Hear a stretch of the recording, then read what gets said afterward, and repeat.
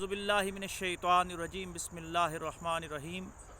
ربیع الاول شریف کا چاند نظر آتے ہی اس شاکان مصطفی صلی اللہ علیہ وآلہ وسلم کو درج ذیل کام ضرور کرنا چاہیے کہ اگر اس سے پہلے کوئی شخص نماز نہیں قائم کرتا تو اس کو 5 وقت نماز جماعت کے ساتھ قائم کرنی چاہیے۔ روزانہ کم از کم 300 سے زائد مرتبہ آقا و مولا جناب محمد مصطفی صلی اللہ علیہ وآلہ وسلم کی بارگاہ میں درود و سلام کے نذرانے اور تحفے پیش کرنے چاہیے۔ روزانہ کسی ایک غریب اور مسکین آدمی کو ضرور کھانا کھلانا چاہیے، اور روزانہ کسی غلام کی آزادی کی فکر کرنی چاہیے۔ لازمی نہیں ہے کہ وہ ظاہری طور پہ غلام ہو سکتا ہے وہ اپنی خواہشات کا غلام ہو، اس کو اس سے آزاد کروانا چاہیے۔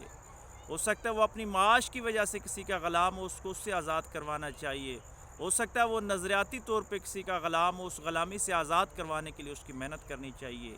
اور پھر سب سے بڑی بات کہ مخلوق خدا کی خدمت کرنی چاہیے، کیونکہ میرے آقا و مولا صلی اللہ علیہ وآلہ وسلم کا جو مشن تھا وہ انسانیت کی خدمت کرنا تھا۔ تو اگر ہم اس مشن پہ عمل کر کے ربیع الاول شریف اور میلاد مبارک کی خوشیاں منائیں گے تو یقیناً اللہ اور اس کے رسول صلی اللہ علیہ وآلہ وسلم ہم سے راضی ہو جائیں گے۔